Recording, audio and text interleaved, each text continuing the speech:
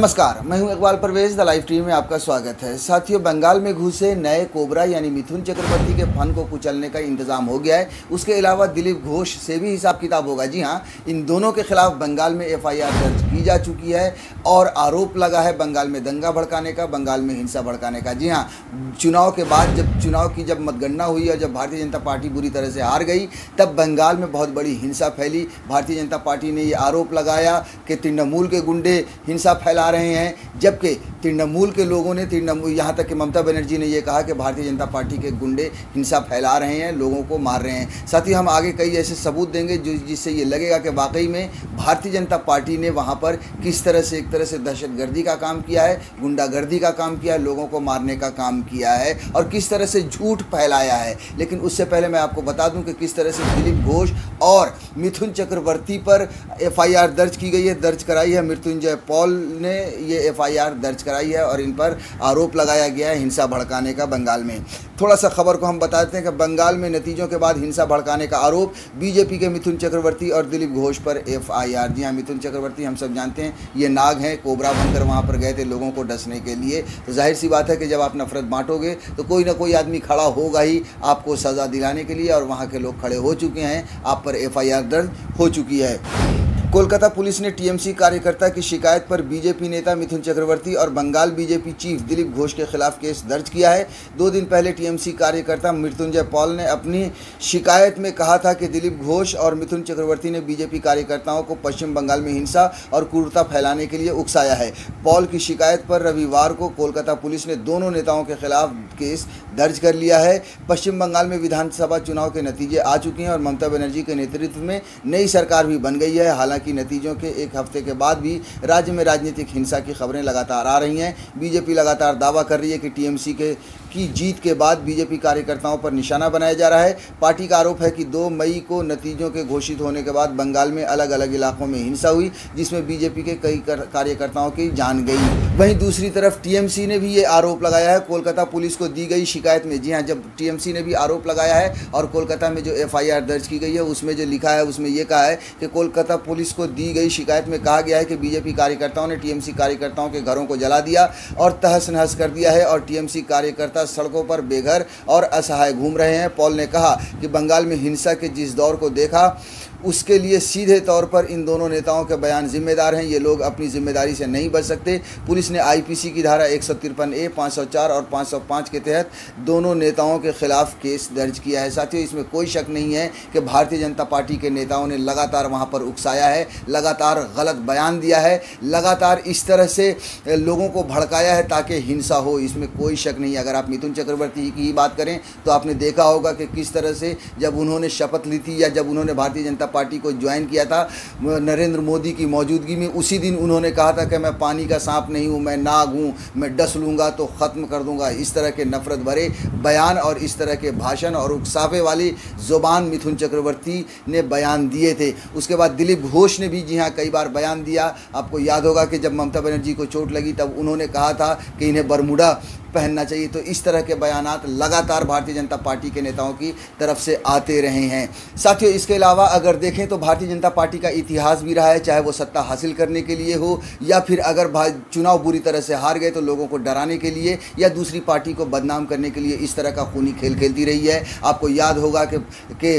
दिल्ली का चुनाव जब बुरी तरह से हारी थी तब भी भारतीय जनता पार्टी ने इसी तरह का खूनी खेल खेला था। आपको याद होगा कि प्रधानमंत्री नरेंद्र मोदी का किस तरह से इतिहास रहा है। 2002 का गुजरात दंगा आपको याद ही होगा कि किस तरह से एक कौम को तहस नहस कर दिया गया था। और इस तरह से बहुत सारी ऐसी कहानियां हैं, बहुत सारे ऐसे आपने खबरें सुनी होगी। बंगाल में भी कुछ इसी तरह से होता रहा है कि लगातार बंगाल को जीतने की कोशिश की गई है, लोगों को भड़काने की कोशिश की गई। उसके बाद जो है सो जब हार गए, जब जीत नहीं पाए, हार गए, तब भी बंगाल के लोगों को, तृणमूल कांग्रेस को, ममता बनर्जी को बदनाम करने के लिए इस तरह का हिंसा का खेल खेला गया।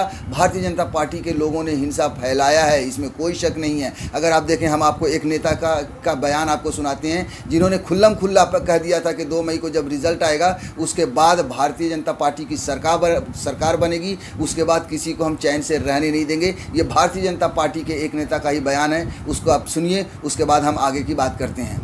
जो लोग ये झंडा बैनर पोस्टर फाड़ रहे हैं, अगर मुझे पता चल गया कि कौन है तो 2 मई के बाद घर से निकलना मुश्किल कर देंगे, ये आपको वादा करते हैं, बता देते हैं, सावधान होकर रहिएगा। कोई गुंडा, कोई दादा, कोई दीदी, कोई पुलिस काम में आने वाला नहीं है, क्योंकि इस बंगाल में अब भारतीय जनता पार्टी की सरकार बनेगी। ये झंडा बैनर जिन्होंने फाड़ा है, तोड़ा है, वो अपना हाथ पर सुरक्षित करके रखिएगा। 2 मई के बाद हिसाब करेंगे, छोड़ेंगे नहीं किसी एक आदमी को। तो साथियों, देख लिया आपने, भारतीय जनता पार्टी का ही ये आदमी है जो पहले से ही, इसे ये मालूम था कि बंगाल में हम जीतने वाले हैं, और मुझे ऐसा लगता है कि इन्होंने पहले से प्लानिंग कर ली थी कि अगर ये बंगाल जीत जाएंगे तो पूरे बंगाल को तहस नहस कर देंगे। लेकिन बंगाल की जनता चालाक निकली, वो पढ़ी लिखी निकली कि भारतीय जनता पार्टी का सुपड़ा साफ कर दिया, ममता बनर्जी को दोबारा जिता दिया। अब जब ये हार गए हैं तब भी इनसे हार की बौखलाहट, हार से ये बौखला गए और लोगों को डराने के लिए, ममता बनर्जी को बदनाम करने के लिए हिंसा का इन्होंने सहारा लिया। मुझे ये कहने में कोई शक नहीं है, कोई गुरेज नहीं है कि भारतीय जनता पार्टी का इतिहास इसी तरह का रहा है और भारतीय जनता पार्टी ने इसी तरह का काम भविष्य में, पास्ट में किया है। और लगातार भारतीय जनता पार्टी झूठ बोलती रही है। जी हाँ, हिंसा को भड़काने के लिए भी आप सोचिए कि अगर 17 आदमी मरे हैं, 9 अगर भारतीय जनता पार्टी के हैं तो 7 जो है सो तृणमूल कांग्रेस के भी हैं, जो ये दर्शाता है कि झड़प दोनों तरफ से हुई और दोनों तरफ के लोग मरे। और मुझे ऐसा लगता है कि भारतीय जनता पार्टी ने ही दोनों तरफ के लोगों को मारा है बंगाल में हिंसा फैलाने के लिए। लेकिन भारतीय जनता पार्टी लगातार झूठ बोलती रही, लगातार भारतीय जनता पार्टी के लोग, उनका आईटी सेल झूठ फैलाता रहा, झूठी झूठी तस्वीरें दिखाता रहा, लोगों को ये बताता रहा कि इस महिला का बलात्कार हुआ है, इस महिला की इज्जत लूटी गई है, इस महिला को मारा गया है, जो कि सारी तस्वीरें उनकी गलत निकली, सारी बातें उनकी झूठ साबित हुई। जी हाँ, जिस महिला के बलात्कार की बात कर रहे थे वो महिला तो खुद सामने आकर मीडिया में बोला कि जी हाँ, मेरे साथ मारपीट तो हुई है लेकिन मेरे साथ कोई बलात्कार नहीं हुआ है। तो ये किरदार रहा है भारतीय जनता पार्टी का। अब देखिए कि वहाँ के एक भारतीय जनता पार्टी के केंद्रीय मंत्री मुरलीधरन ने लगाया आरोप कि उनकी गाड़ी पर हमला हुआ। भाई, आप क्यों जा रहे थे? जब आप हार चुके हैं वहाँ क्यों जा रहे थे? वहाँ के लोगों ने, जहाँ पर हमला हुआ है वहाँ के लोगों ने इनके आरोप का जवाब दिया और ये कहा कि ये आदमी यहाँ आकर नफरत बांट रहा था, ये आदमी यहाँ आकर हिंसा भड़काने की कोशिश कर रहा था, लोगों को भड़का रहा था कि तृणमूल वालों को मारो या इस तरह की घटना करो, इसलिए उस पर हमला हुआ। साथियों, 2 मई को जब भारतीय जनता पार्टी चुनाव हारी तभी से हिंसा बढ़ी और उसी दिन से ममता बनर्जी ये कहती रही, लोगों को ये बताती रही कि ये हिंसा भारतीय जनता पार्टी फैला रही है, ये हिंसा भारतीय जनता पार्टी के गुंडे फैला रहे हैं, वो हार से बौखला गए हैं, वो झूठी झूठी तस्वीरें लोगों में बांट रहे हैं ताकि किसी भी तरह से हिंसा फैले। और जैसा कि मैंने पहले भी कहा कि किस तरह से उनकी झूठी तस्वीरों का खुलासा हुआ है। अब हम 8 तारीख को ये खबर जो छपी है, ममता बनर्जी ने का जो बयान आया है वो भी हम आपको बता देते हैं कि किस तरह से ममता बनर्जी का दावा, फर्जी वीडियो के सहारे हिंसा भड़का रही बीजेपी, राज्यपाल ने मुख्य सचिव को मिलने बुलाया।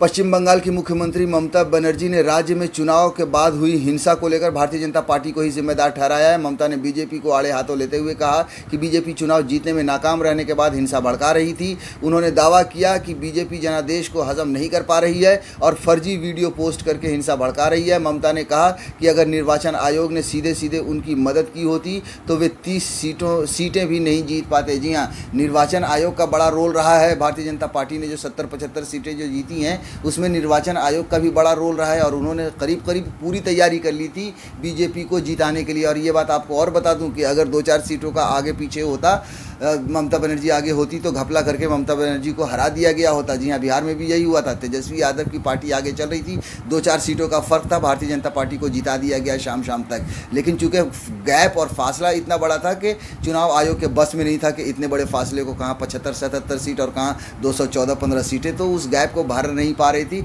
इस वजह से ममता बनर्जी को जिताया गया। तो ममता बनर्जी को जो जीत दिलाई है वहाँ की जनता ने दिलाई है, भारतीय जनता पार्टी को वहाँ की जनता ने हराया है। और यही वजह है कि भारतीय जनता पार्टी अब इसको हजम नहीं कर पा रही है, लगातार हिंसा भड़का रही है। लेकिन अब फिर से ममता बनर्जी ने शपथ ले ली है, इन लोगों पर जो नफरत बांट रहे थे, चाहे वो मिथुन चक्रवर्ती हो, चाहे वो दिलीप घोष हो, उन पर FIR हो चुकी है, उनके खिलाफ कार्रवाई होगी। और मुझे ऐसा लगता है कि इंसाफ होगा जिन लोगों की जाने गई हैं, चाहे वो भारतीय जनता पार्टी के हों, चाहे वो तृणमूल के हों, चाहे वो किसी भी पार्टी के हों, जान किसी की भी कीमती है, उनकी जो जाने गई हैं उनको इंसाफ मिलना चाहिए। लोगों के जो घर जलाए गए हैं उन्हें इंसाफ मिलना चाहिए। और मुझे ये लगता है कि ये जो हिंसा भड़काई गई है वो सब भारतीय जनता पार्टी की साजिश है और भारतीय जनता पार्टी की चाल